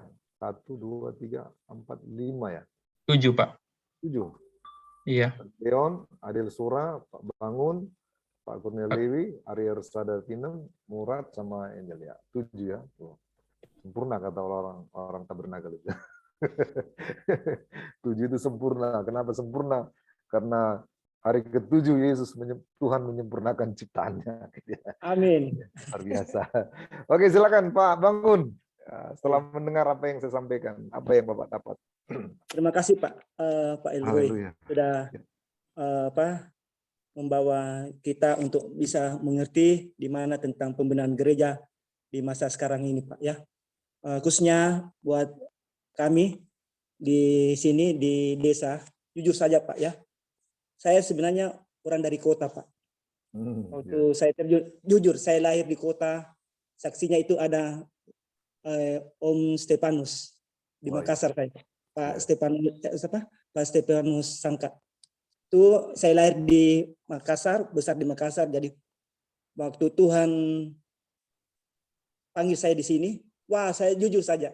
Biasa saya ngomong sama saya punya istri. Saya bilang saya mau kembali ke Papua kerja. Tapi gitu Pak, jujur saja. Jadi sasarannya ini saya punya istri yang kalau saya marah Pak. Karena jujur saya orangnya tidak kuat kerja kalau di sawah Pak. Ya, sedangkan jemaat ini maunya dibantu. Wah saya bilang, bagaimana nih gembala ini? Sedangkan saya kasih pengertian baik-baik Pak ya. Saya bilang, saya ini orang kerja dulu di Papua. Saya uang banyak. Saya sudah tinggalkan pekerjaan dunia. Kok kenapa saya mau ke sawah? Jadi saya kasih pengertian supaya dia tidak bilang, wah itu pendeta saya malas. Dan saya kasih pengertian, saya bilang sekarang ini saya punya makanan ini Alkitab. Saya punya piring. Saya bilang begitu Pak ya. Karena bukan saya menghindari ya, mau bantu jemaat ke sawah. Karena saya bilang, wah bukan panggilan saya itu. Karena saya sudah dipanggil Tuhan untuk melayani Tuhan sepenuh. Dan saya harus gali Alkitab. Dan memang waktu Pak Elroy sudah membawakan mata kuliah ini, saya harus banyak sabar Pak untuk melayani jemaat ya. Saya bicara ini Pak seperti saya mau menangis Pak ya, karena saya lihat kejadian berapa tahun ya. Saya jujur saja Pak ya, saya bilang sama Tuhan, saya bilang terlalu banyak masalah yang saya hadapi Pak. Dan sudah berapa kali saya mau lari Pak, saya sudah mau tinggalkan karena memang waktu itu, berapa bulan ini Pak saya masih ditelepon sama direktur ya, karena direktur masih perlu tenaga di bagian radiologi Pak. Dan saya biasa sama istri saya bilang, wah kalau saya tahu begini saya tidak akan melayani Tuhan, karena mungkin saya lebih suka di Papua dan saya bisa bantu-bantu orang di Papua untuk melayani Tuhan. Dan waktu saya melihat ini Pak Elroy bawakan ini pembinaan yang harus kita sabar Pak ya untuk melayani jemaat, sekalipun jemaat ini Pak, jujur saja Pak, saya susah mengatasi Pak. Saya pernah satu waktu saya 1 tahun Pak dikasih turun, tidak melayani Pak. Dan waktu itu saya sudah bilang sama Tuhan, wah kesempatan ini Tuhan, saya mau tinggalkan karena saya dikasih turun Pak ya. Saya dikasih turun bukan karena saya berbuat dosa Pak ya. Karena waktu itu saya baru melayani 2018, mau masuk 2019 itu saya sudah tidak bisa Pak melayani. Saya dikasih turun gara-gara saya bawa firman Tuhan Pak tentang Ananias sama Safira. Di situ Tuhan katakan tentang bohong Pak, bukan tentang uang saya cerita. Dan ternyata ada jemaat ya itu ya mungkin karena tersentuh, tapi dia tidak mau akui, dia masih tetap mau berbohong. Akhirnya dia kasih tahu dari GBT Pak ya, dari istri saya, karena saya orang jujur, saya orang GPT Pak ya. Waktu saya dapat informasi 1 tahun itu saya tidak boleh melayani Pak, dan saya sebenarnya sudah mau lari waktu itu Pak. Jujur saya mau melayani, tapi saya langsung, aduh kasihan saya punya istri. Kalau saya tinggalkan lagi, dia kan dia tidak tahu menggitar Pak. Jadi saya tetap menggitar walaupun saya tidak disuruh puji-pujian, Alkitab sampaikan firman Tuhan. Tapi hati saya seperti kesempatan ini Tuhan saya lari karena saya dikasih turun ya. Tapi ternyata saya cuma bilang sama Tuhan, Tuhan kalau memang Tuhan yang kasih turun saya mau lihat tandakah. Akhirnya 1 tahun itu Pak yang kasih turun saya ini sampai sekarang dia sakit. Ya. Dan saya tetap datangi itu orang, saya bilang ya mungkin ya ibu sakit ini karena mungkin ada masalah apa. Padahal saya sudah tahu karena orang ini yang kasih turun saya ya, tapi saya tetap rangkul dia Pak. Jadi lewat pembinaan gereja ini Pak, saya banyak dapat pengertian lebih luas Pak, supaya saya bisa sabar sebagai hamba Tuhan Pak. Oke, baik, terima kasih Pak. Ya, tetap kuat ya Pak ya. Iya Pak. Ya. Melayani Tuhan. Ya, dulu saya membuka pelayanan Pak. 2 tahun saya tidak buat persembahan di gereja. Saya hidup dari mana itu saya pun tidak tahu juga. Saya pernah hampir mati karena lapar, karena nggak ada makanan. Itu sudah saya alami. Kenapa harus saya kerjakan demikian? Karena saya menyadarkan bahwa jangan sampai jemaat berasumsi bahwa saya jadi hamba Tuhan cari duit, cari uang. Saya terus terang bilang sama mereka, kalau cari uang, ngapain saya jadi hamba Tuhan? Tidak bermaksud menyombongkan diri. Saya banyak punya skill, Pak. Skill secara akademis, secara banyak skill saya. Ya, ngapain saya jadi hamba Tuhan kalau cari uang kan? Kerja di kantoran mungkin masih mumpuni lah ya. Tetapi saya menyadarkan mereka, saya ini menjadi hamba Tuhan bukan mau cari uang. Ya, saya betul-betul mau melayani Tuhan. Makanya hampir 2 tahun saya tidak ada buat persembahan di gereja. Persembahan apapun tidak ada. Ya, sponsor saya tidak ada, yang bantu pun tidak ada. Wong zaman itu belum ada zaman handphone segala macam, belum ada tahun 96. Ya, memulai pelayanan tahun 96. Ya, tetapi oleh kemurahan Tuhan sampai hari ini masih hidup, masih diberkati oleh Tuhan. Ya, saya yakin proses itu ada Pak. Jadi maksud saya begini, tidak ada pelayanan yang langsung besar. Ya, nanti kalau saya tunjukkan pelayanan saya Pak sama Bapak, mungkin Bapak bingung antara percaya dan tidak. Ya. Ya, dengan yang tadi itu dibanding dengan yang dulu, maka mungkin Bapak tidak percaya, tapi nantilah pada pertemuan-pertemuan berikutnya akan saya tampilkan profil pelayan saya dari nol yang bisa tertangkap oleh kamera. Ya, karena zaman itu kan kamera pun ya masih jarang lah. Ya, ada tapi nggak ada uang kita untuk membeli kamera kan gitu ya.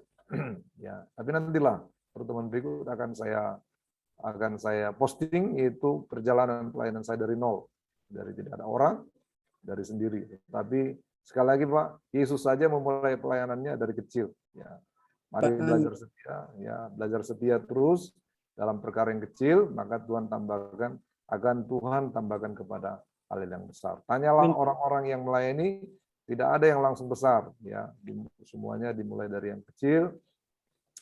Ya hanya Pak Stefanus Sangka yang merintis tapi udah langsung besar.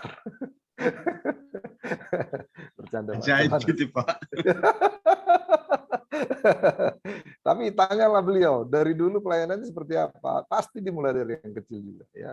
Jadi begitu. Makanya yakin saudara-saudara yang di sini yang memulai pelayanan, yakin dan percaya pekerjaan Tuhan tidak mungkin mundur. Pekerjaan Tuhan pasti maju. Pasti berkembang maju ya. Jadi makanya tetap yakin dan percaya Tuhan pasti menolong. Amin. Baik. Ya, terima kasih. Saya kalau dengar begini, saya pun terbangun juga ya. Wah, luar biasa ya. Ternyata ya begitulah kita. Makanya saya selalu kalau ngajar dimanapun saya ngajar, saya selalu minta respon dari siswa-siswi supaya mereka, saya tahu sejauh mana mereka bisa tangkap apa yang saya sampaikan. Ya, jangan sampai saya, kalau memang yang dulu namanya ada TCL, Teacher Learning Center. Jadi seluruhnya berpusat kepada guru atau dosen. Tapi sekarang tidak boleh, harus seimbang antara keaktifan antara guru dan siswanya. Baik, next, Saudara Kurnia Lewi, ya, dari apa yang sudah disampaikan. Monggo, silakan. Iya Pak. Tadi kan Bapak bilang mulai dari kata ternyata. Saya betul-betul ternyata Pak, saya baru tahu ada banyak kondisi di jemaat masa kini itu baru saya lihat sekarang itu Pak di poin-poinnya Bapak. Kemudian yang kedua ternyata juga saya baru tahu bahwa kasus dalam 2 Samuel pasal 12 itu masuk kategori pembinaan. Jadi saya banyak membaca ayat ini Pak, tapi baru sekarang saya menyadari begitu Pak. Dari situ saya ambil pelajaran begitu Pak. Ternyata dimulai dari pengutusan begitu, dimulai dari pengutusan Nathan. Kemudian Nathan tidak secara langsung menghakimi, menyatakan kesalahan Daud, tapi ada strategi yang dia lakukan sehingga pada akhirnya sampai pada Daud ini dia bisa bertobat dan mengakui dosa. Jadi saya sangat terberkati. Ya saya juga terberkati Pak kalau dosen itu waktu menyampaikan materi itu seperti yang Bapak sampaikan tadi didukung dengan kesaksian-kesaksian itu. Saya sangat terberkati Pak. Mungkin itu Pak dari saya. Terima kasih. Ya, baik. Memang beda Pak. Kalau dosen gembala dengan dosen akademisi, pasti dosen gembala itu banyak kesaksian dia, dan kesaksiannya itu kesaksian hidup. Tapi kalau dosen akademisi biasanya ya langsung ke materi dan terus bermateri begitu ya. Kalau dosen gembala itu biasanya apa yang disampaikan itu bukan lagi teori gitu ya, tapi sudah menjadi kenyataan. Kalau bisa ditampilkan dengan ya berbagai sumber, pasti dia akan lebih akurat. Iya Pak. Oke, sekarang Adiel Surah. Ya. By the way, kita sampai 12 berapa ya? 12 pas mungkin Pak. 12 pas ya? Nggak apa-apa lah ya, kita tambah sedikit ya. Karena tadi kan low signal, kecuali memang yang di Papua ini, Bu Stefani udah lewat makan siang ya kan, udah jam 2.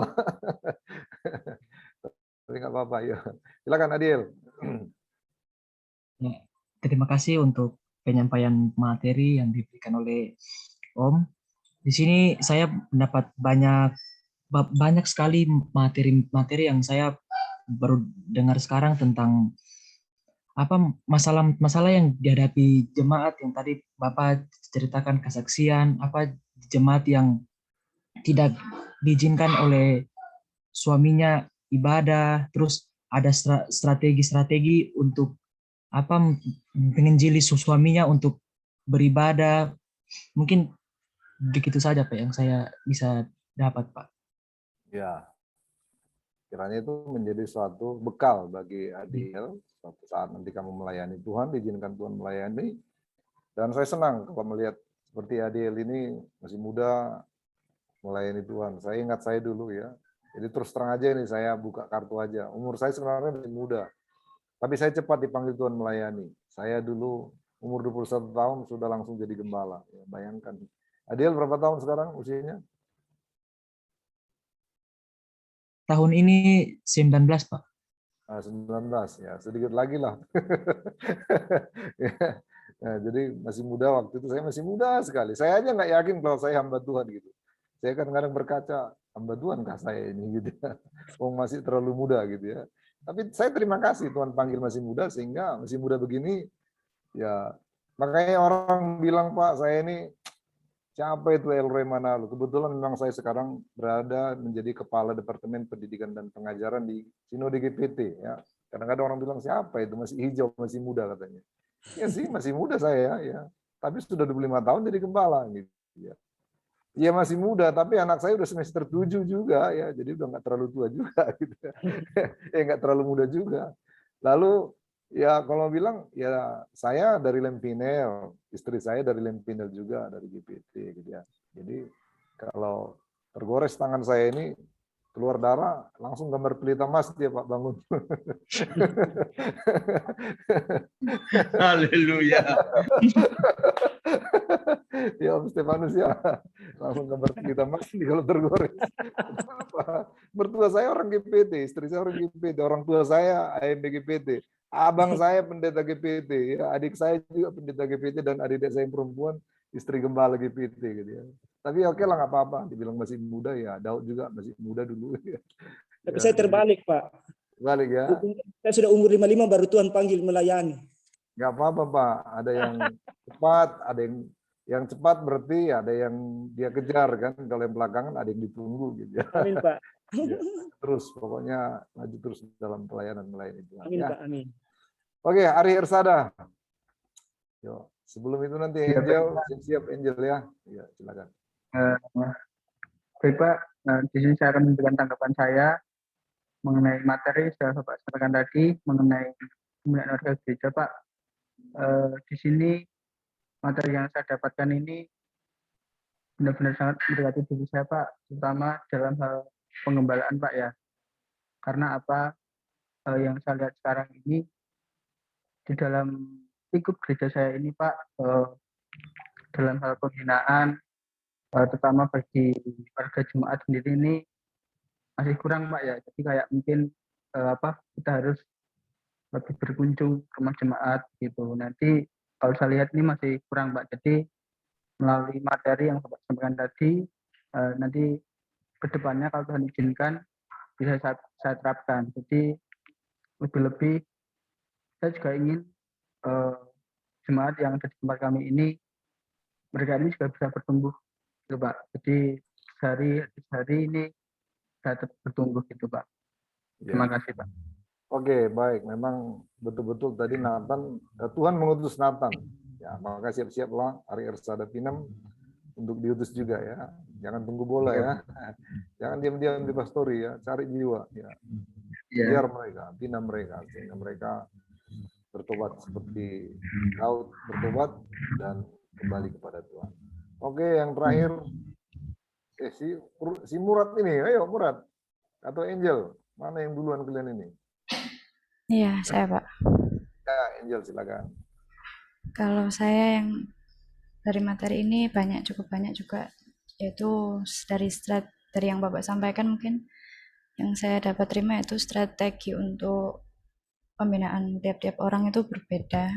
Juga dari pembacaan 2 Samuel 12 tadi yang dapat saya lihat yaitu Nathan mungkin tidak mudah ya untuk menegur raja, juga mungkin bisa ditarik dalam diri saya sendiri, yaitu mungkin di sini saya masih muda, bahwa memang nggak mudah untuk mengingatkan atau menegur orang ya, apalagi yang lebih tua atau tingkatnya lebih tinggi, tapi di situ ditekankan bahwa Tuhan melalui Roh Kudus yang akan menuntun dan memberanikan untuk menegur kesalahan orang sehingga orang itu dapat bertobat. Itu yang dapat saya terima, Pak. Oke, baik. Ya, sama pesan Rasul Paulus kepada Timotius, jangan seorang pun menganggap engkau rendah karena engkau masih muda. Ya, jadilah teladan dimanapun berada, supaya lewat keteladanan kita banyak orang yang bertobat dan kembali kepada Tuhan. Monggo yang terakhir, the last person is Murad Purbanus. Ayo. Iya Pak, dari pelajaran yang saya terima saat ini Pak, dari kondisi jemaat sekarang ini Pak, memang ini lepas sekarang pergumulan di gereja kami Pak, karena di antara jemaat kami ini dalam hal beribadah ada yang tidak sungguh-sungguh Pak, atau malas beribadah.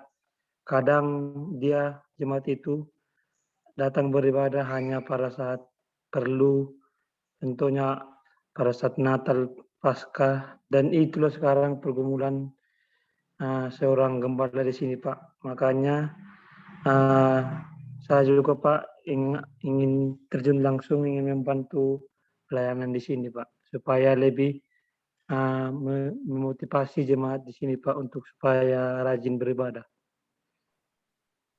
Ya, baik. Berarti ada keterpanggilan ya. Setelah mendengar Ya, materi ini ada keterpanggilan untuk ya meningkatkan pelayanan. Diharapkan memang lewat kehadiran si Urbanus ini di Tapanuli tengah sana ya boleh meningkatkan pelayanan ya. Seperti saya katakan tadi ada dua ya, bersaksi dan menjadi saksi. Ya, kalau bisa dua-duanya. Jangan karena saya bilang tadi mana lebih bagus bersaksi atau menjadi saksi. Oh, menjadi saksi. Lantas kamu diam aja di itu nggak boleh ya. Ya, manfaatkan kesempatan juga untuk bersaksi kepada orang lain ya, sehingga jiwa-jiwa dimenangkan. Baik, saya kira itu saja. Terima kasih atas respon saudara. Senang berjumpa dengan saudara semuanya. Kiranya apa yang dapat saya sampaikan ini menjadi berkat lah bagi kita. Walau masih sedemikian yang bisa saya sajikan, nanti minggu depan kita akan ketemu lagi. Saya berjanji akan display supaya kita lihat, karena memang ada korelasinya. Korelasinya apa yang akan saya display nanti tentang perjalanan pelayanan kami dengan mata kuliah ini terhadap pembinaan warga gereja. Sebab pembinaan warga gereja ini tidak lagi menjadi suatu materi bagi saya, sudah menjadi kehidupan sehari-hari yang tiap hari kita ngurusin jemaat semuanya ya, pembina warga jemaat. Baik, saya kira begitu dulu pertemuan kita. Sampai jumpa Jumat yang akan datang. Saya mau katakan tetap semangat ya teman-teman sekalian. Saya pernah berada pada posisi kalian menjadi siswa-siswi ya pernah. Ya malah kondisi kami dulu kalian ini sudah lebih enak lagi ya. Kondisi kami dulu di asrama yang tiap hari harus banyak kegiatan lah, pembinaan mental dan pembentukan karakter terjadi di asrama, tetapi tidak mengapa, masing-masing kita berbeda, tetapi saya yakin Tuhan akan terus membentuk kita, menolong kita, dan harapan kami, apa yang saya sampaikan tidak sekedar materi, biarlah kiranya kita ejawantahkan dalam kehidupan kita sehari-hari, menjadi berkat bagi kita. Dengan demikian, berakhir perkuliahan kita, Tuhan Yesus memberkati. Bagaimana Pak,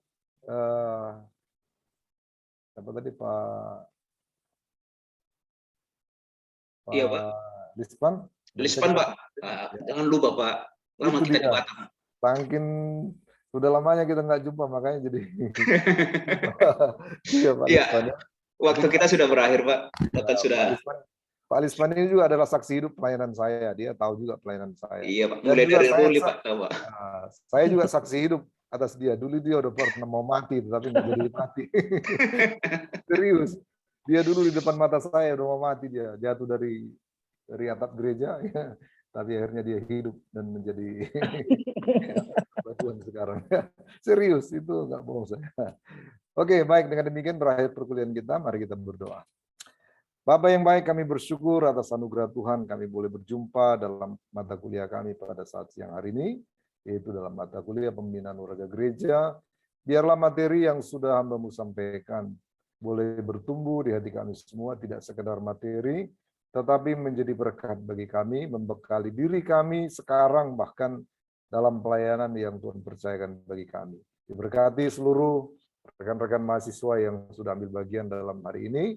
Diberkatilah Saudara Gideon Ovel, diberkati Pak Bangun dalam pelayanannya, Engkau kuatkan, Engkau mampukan, tetap kuat melayani Tuhan. Berkati Saudara Kurnia Lewi, berkati juga Ari Ersada, berkati Adiel Sura, berkati pula yaitu Murad Urbanus, berkati Angel, dan yang lain Pak Wisnu, Pak Stefanus Sangka, Saudari Erawati yang sedang dalam pembimbingan, kiranya Tuhan memberkati. Berkati yaitu Ibu Stefani juga yang menjadi Ibu Gembala, kiranya Tuhan berkati. Dan semua yang sudah menjadi peserta dalam perkuliahan hari ini, Tuhan berkati kami.